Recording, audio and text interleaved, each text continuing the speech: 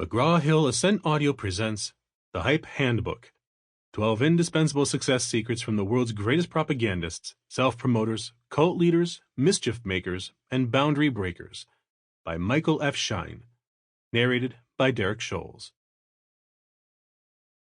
Introduction. How I became a professional hype artist, and why you should too. Only in folklore does the world beat a path to the inventor of a better mousetrap. Randall Strauss. When I was 34 years old, with a newborn baby at home, I decided I was going to ditch my cushy corporate career to make it on my own as a freelance writer. Here's what I was thinking. Ever since I had circulated my hit story, WrestleMania 2230 in the second grade, people had been telling me I had talent. And when I left college, I really had tried to do something with my writing, or at least in the arts. I interned at a television production company, wrote short stories, and started a band that built a following. But despite selling out a popular club on a weeknight, securing a residence there, and appearing on national TV, it was showtime at the Apollo and we were booed off stage, but it still counts. I ultimately couldn't figure out how to support myself through my art. So I got a job. The company that hired me operated customer service call centers. I told myself it was a temporary measure to provide some cash flow until I figured out what to do next. I ended up working at that company for 8 years, the better part of a decade. I learned a thing or two while I was there, but if I'm being honest with myself, the reasons I stayed for so long were the comfort my steadily increasing salary provided and my fear that I'd end up in a cardboard box if I left. But then something happened that shook me out of my bubble-wrapped sleepwalk to the grave. My wife got pregnant. About 3 weeks after we got the news, I was lying in bed, and I had a vision. I saw my future child taking me to school for a career day event. I watched myself stand up and walk to the front of the class. I saw myself open my mouth and say the following words. Hi kids, I'm Michael Schein, and I'm Vice President of Solution Development at a business process outsourcing organization. I quit my job 3 months later. Fortunately, I had a plan. I'd read that big companies paid a few $1,000s a pop for sales and marketing material written by good writers. I was a good writer. The way I saw it, if I could produce one of these bad boys a week, I could make the same amount of money I made at my job. As you've probably guessed, my plan didn't work out as expected. I discovered pretty quick that being good at what you do isn't enough to get people to buy what you're selling. Our savings began to evaporate, and my wife began to ask questions about whether any of the handful of clients I managed to get were offering full-time work. Instead of brushing up my resume, I accelerated my hustle. I made cold calls all day. I went to networking events every evening. I wrote late into the night with my newborn perched on my chest. But when I looked at the numbers, we still weren't going to be able to keep this going for more than another 6 months. I got depressed. This was not how the major motion picture of my life was supposed to turn out. I had taken a risk. I had followed my dreams. I had pursued my gift. Why wasn't the promised worldly bounty following? Then, one afternoon, I was walking to the subway after another unsuccessful sales meeting, and I passed that club my band had sold out years earlier. At first, the sight filled me with a new wave of self-loathing. Was my whole life one giant exercise in deluding myself? Even back then, what business did I have thinking I could make it as a musician? No one had ever said I was a good singer. I could barely play guitar. I had been a fool then, and I was a fool now. It was time to face the reality of mediocrity that I was destined to embody for the rest of my days. But as I drew closer to the front door, I experienced a strange shift in my thinking. In my mind's eye, I saw that line of fans snaking around the building and through the front door, every one of them there to see us.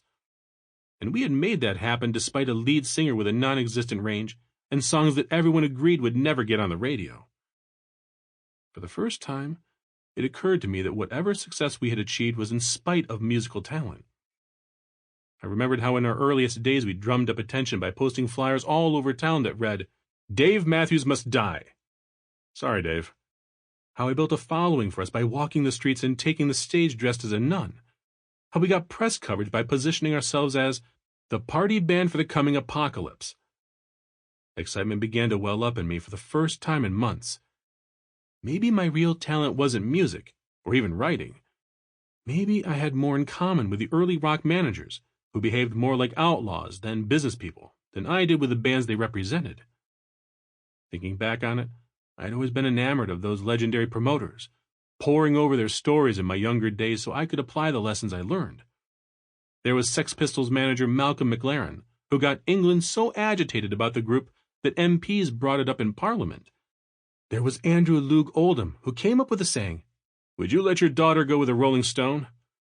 There was Shep Gordon, who turned the members of the original Alice Cooper band into superstars by arranging for a truck to accidentally break down in the middle of London's Piccadilly Circus during rush hour, while carrying a massive billboard of Alice himself, naked but for a boa constrictor draped over his nether regions.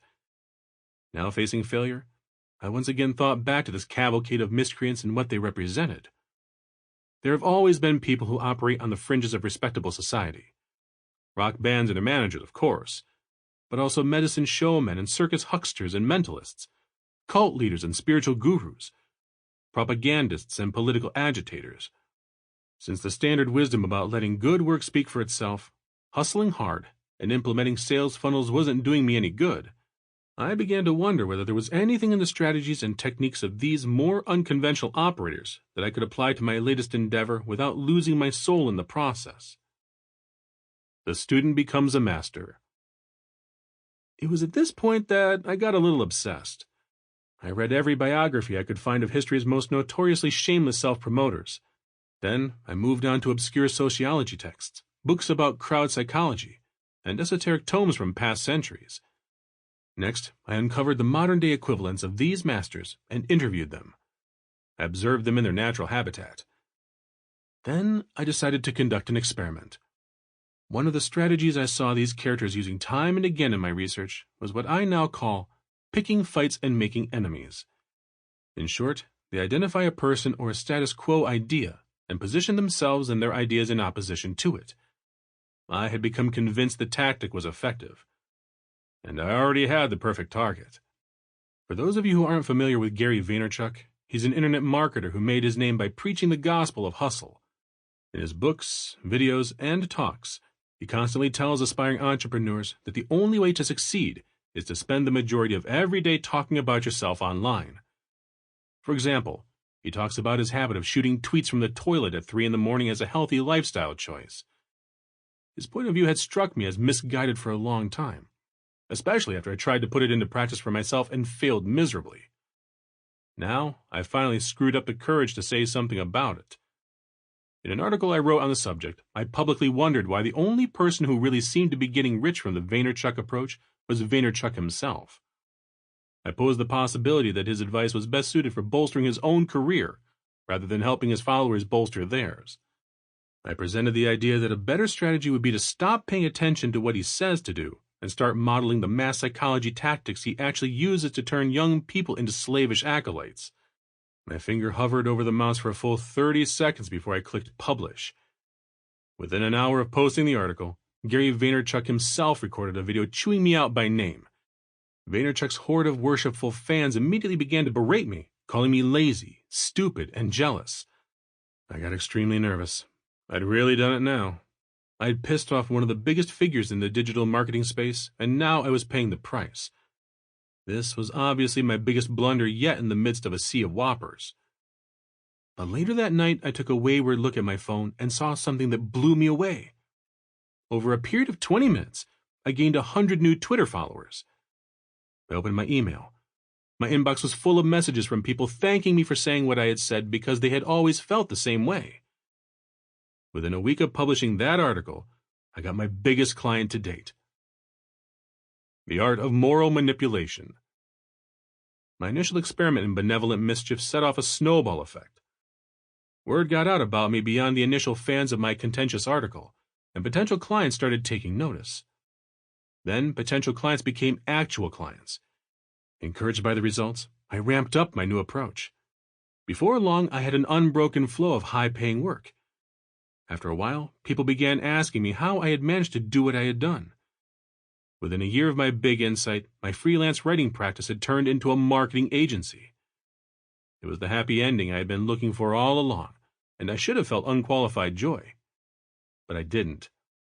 Something still bugged me about the secret knowledge I'd uncovered, and I knew I had to do something to set my mind at ease. Even though I had cracked some sort of code and was doing everything I could to apply my newfound knowledge to help make people's lives better, I was aware I was an unusual case. I understood that, on balance, the most malicious people among us tend to have the most intuitive understanding of these principles. At the same time, most well-meaning people fail to understand, or reject outright, these psychological realities. As a result, harmful products, ideas, and ideologies tend to gain the most traction, while those that have the most potential to help people and move society forward often flounder. It doesn't have to be this way. I had left my well-paying corporate job to try to make a difference in the world, but I knew that using my newfound understanding solely to grow my own client base was not enough. These principles had the potential to give an audience to the world's best ideas. To this end, I committed myself to spreading them wherever and whenever I could. I grew up surrounded by opportunity, and the brush with financial instability I've described here is a fraction of the real long-term poverty so many in the world live with every day. That said, the experience did give me some small insight into what it really takes to break out and make it when you have limited resources. It occurred to me that doing things the straightforward way is a privilege reserved for those with obvious options. It is no accident that the promoters, propagandists, and various mischief makers I studied were so often outsiders when they started out, whether by dint of poverty, class, or inclination.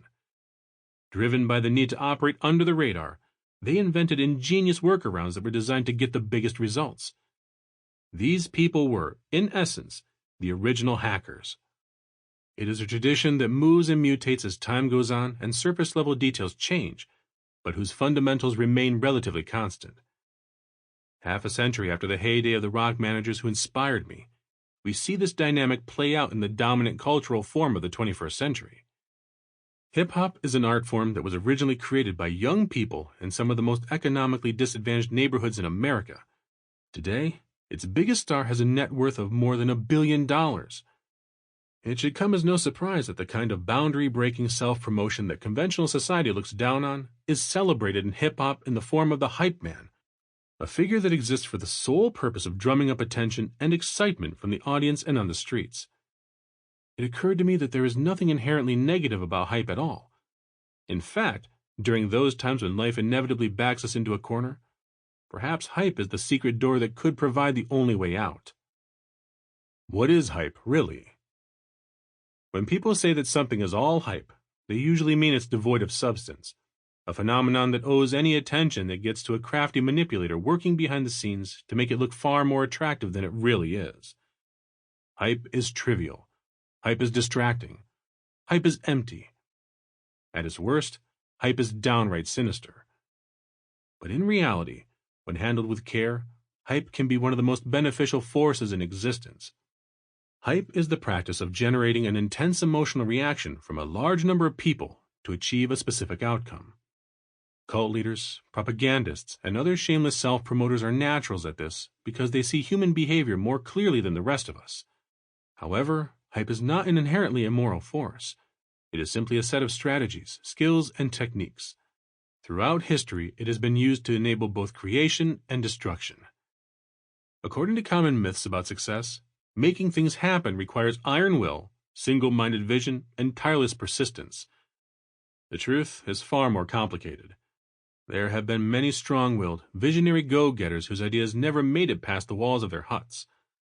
Bringing an idea to life requires hype. While the great inventors, engineers, scientists, and builders who worked on connecting the American coasts by locomotive and putting human beings on the moon should certainly get some credit, it was the hype artists who got people to show up and buy in that were truly indispensable. With all of that said, there is a good reason hype has acquired such a bad reputation over the years. Sociopaths, narcissists, con artists, and other Machiavellian types are the most natural hype artists.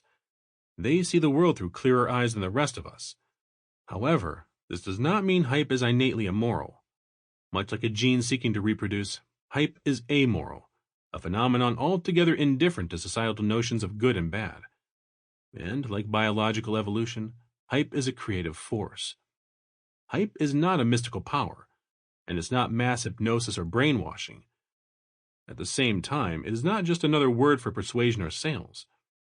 To be a hype artist is to interact with people based on how they really act, rather than how they say or think they do.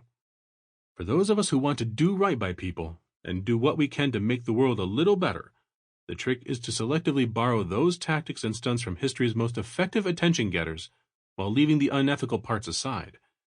Is this difficult? Sure it is. Is it worth it? Without a doubt. Over the last few years, I've watched so many people with great ideas that could truly make the world a better place, fall short or get left behind because they didn't recognize the truth about what it takes to get the word out about what they were doing and get people whipped up into a frenzy about it. At my agency, Microframe Media, our express purpose is to apply the principles of hype to draw attention to projects with big ideas we believe are improving people's lives. At a certain point, however, it began to dawn on me that even though I was proud of what my agency had accomplished for our clients, these strategies were too powerful to remain restricted to only those who happened to hire us. Today, success has become more dependent than ever before on the ability to mold perception. It became my mission to make sure those committed to making real contributions to the world have the same shot as those who are driven only by ruthless self-interest. Setting this balance right is the reason I wrote the book you're holding in your hands. The purpose of the Hype Handbook is to allow well-meaning people to achieve their personal and professional ambitions. The book provides a success template that listeners can use no matter their temperament, budget, or background, or even their level of natural ability. I've read hundreds of books, studied stacks of academic papers, and conducted countless interviews and experiments to get to the heart of what hype is all about and how it works. From this intensive study of the world's most effective boundary breakers and mischief makers, I have distilled 12 fundamental strategies that listeners can use to bring into existence the reality they desire most. A sneak preview. In the coming moments, you'll hear stories of behind-the-scenes Svengalis who turn nobodies into superstars, obscure crackpots who got millions of people to buy into their ideas, and unknowns, freaks, and weirdos who garnered around-the-clock media attention without spending a penny. This book will serve as the Bible for people who want to get known, get what they want, and get paid, and it is for everyone. At the same time, the lessons found in the Hype Handbook have particular relevance for millennials and Generation Z listeners. Members of these cohorts have learned the hard way that playing by society's rules don't work. Many of them watch their parents invest dutifully into retirement accounts only to have their savings wiped out by unscrupulous investment schemes. The straight-line path of college to job seems increasingly absurd to them in the face of crushing student debt. And their heroes have been, at various points, hackers like Steve Jobs, dropouts like Mark Zuckerberg, and former criminals like Jay-Z. They are looking for a realistic path to success and are unprecedented in their willingness to promote themselves. Each chapter focuses on a principle of hype that I have drawn from the promoters and persuaders I've spent years studying and interacting with. It will be the go-to resource for anyone looking to get unstuck by generating excitement and moving people to action. What you will discover is that all successful hype efforts share a finite number of characteristics. While each master of hype tends to lean most heavily on one tactic, or sometimes a handful, they all rely in some part on the full array of strategies I will describe. In a perfect world, the best work would attract the most attention on its own merits. Unfortunately, it doesn't work that way. Instead, the single most important factor that determines whether something becomes a phenomenon or a flop is arguably the least understood: an ephemeral combination of manufactured drama, media manipulation, and behind-the-scenes maneuvering. By pinning down and organizing these principles and presenting them in an easy-to-learn and easy-to-use format, I have attempted to make this magic formula accessible to the rest of us. The human animal is not rational. We make decisions based on emotion and mental fallacies and then justify our choices afterward. So here's my message to you. If you are a business owner, entrepreneur, executive, artist, activist, or thinker who can honestly say that you are truly trying to make the world a better place, it is your moral imperative to learn how to harness raw emotion and irrational thinking to your benefit. You must come to understand how people really make decisions, why they really get excited, and why they really choose to follow some people over others. Then you must use your understanding of these principles for good. To make this happen, study the mischief makers, the propagandists, the con artists, the boundary breakers, the hype artists. Find the commonalities. Reverse engineer how they do what they do. If certain people are able to reliably attract so many to useless products and sinister causes through the power of mischief and mass manipulation, imagine what could be done if more and more of us learned how to use these skills in the service of good. That's what this book is about. In an era where the line between spectacle and news is almost non-existent, it is tempting to hearken back to the myth of a golden age where reasoned discourse ruled the day and hype artists lurked shamefully in the shadows. The reality is far different. Hype is nothing new. It has, in fact, in one form or another, driven the course of human history since the time the first loin-clothed scribe put reed to papyrus. Hype is as much a law of nature as natural selection, and, like a gene seeking to reproduce, it is altogether indifferent to societal notions of good and evil. It's true that Nazi propagandist Joseph Goebbels was a master at reframing commonly accepted reality. But then again, so was Martin Luther King Jr. While notorious conman Dr. John R. Brinkley used spectacle to separate people from their hard-earned dollars, Richard Branson did the same. And while homicidal cult leader Jim Jones certainly knew how to foster feelings of transcendence, Mother Teresa made him look like an amateur. The book you hold in your hands takes the monopoly on hype away from the bad guys. It provides a blueprint the rest of us can use to move minds, get attention, and generate meaningful activity around our most cherished projects, businesses, causes, or works of art.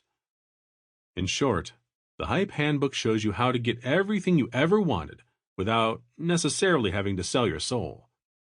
Continue on to discover the secrets of how the human universe really works and how to use this newfound understanding to maximize the success of your business, your brand, or your bold new idea. Hype strategy number 1. Make war, not love. Mass movements can rise and spread without belief in a god, but never without belief in a devil. Eric Hoffer. Shep Gordon had a problem. His client Alice Cooper had finally made it in America. Not only that, but Gordon had landed the band the gig of a lifetime, a headlining spot playing the 10,000-seat capacity Wembley Arena in the United Kingdom.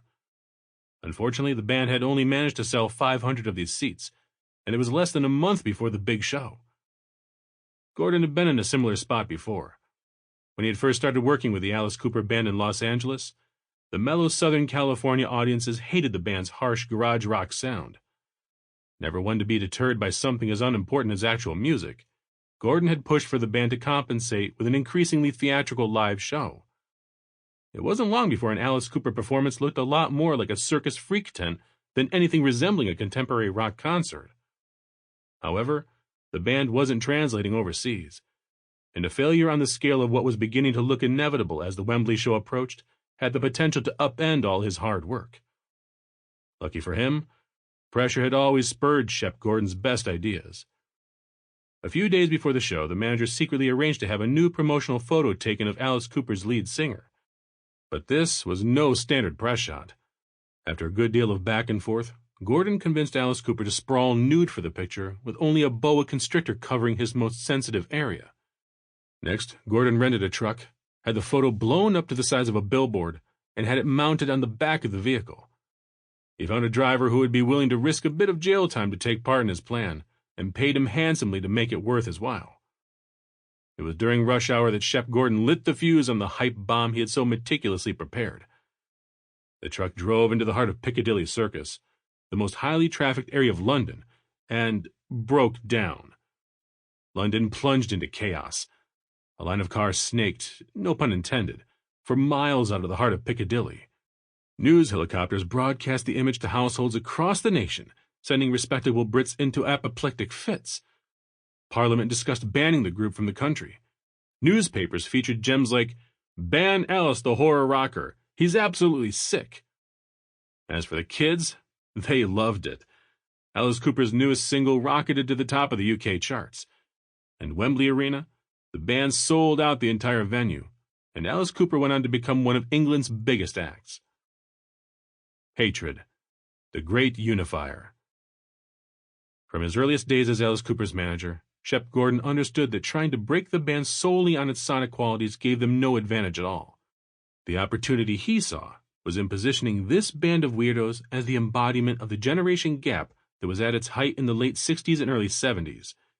He reasoned that if he could get parents to see Alice Cooper as the antithesis of all the values they held dear, he would get hordes of their record-buying children to rally passionately around the band. "I wanted to get all the parents in the world hating Alice Cooper," wrote Gordon in his autobiography. "And all the parents weren't reading Rolling Stone and Cream. We had to jump over the rock media and get Alice in Newsweek and Time and Business Week and the newspapers and tabloids and evening news, all the places where the parents would see him and be revolted by him." In the United States, the manager had made this happen by encouraging the members of the Alice Cooper band to run with their most polarizing ideas. For example, their shows often featured mock executions, and they once took credit for the accidental dismemberment of a chicken at one of their concerts. Parents were appalled, and kids couldn't get enough. Gordon's Piccadilly Circus plot in England was simply an extension of the same strategy. Why picking fights works. There is nothing more effective for getting people to rally around a leader than the existence of a common enemy.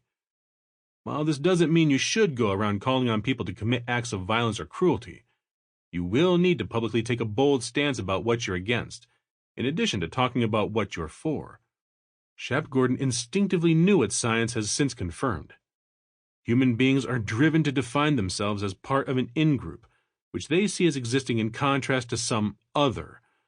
In the case of Alice Cooper, that other was parents.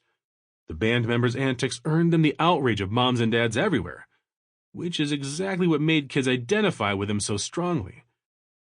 During a series of excavations of early human settlements on a promontory off the coast of South Africa called Pinnacle Point, anthropologist Curtis W. Marion developed a theory of why we are so strongly wired to interpret the world in this way.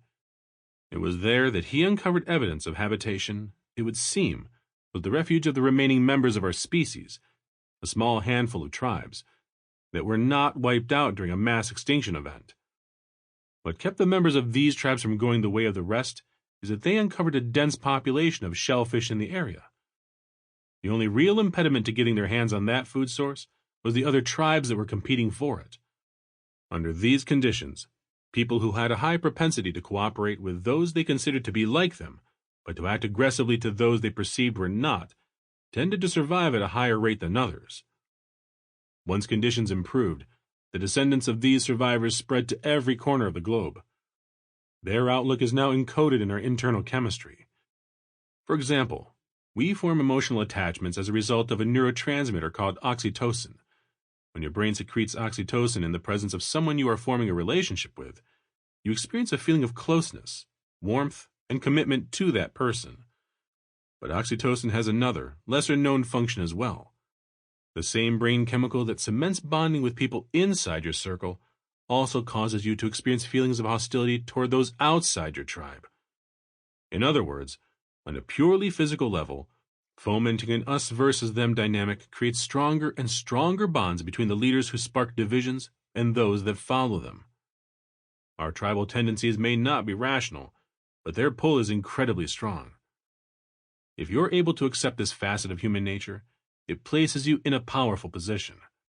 We live in a society that calls on us to relentlessly sell ourselves, but as the demands on us to self-promote grow more pressing, people are getting better and better at tuning out the self-serving messages they are bombarded with all day long.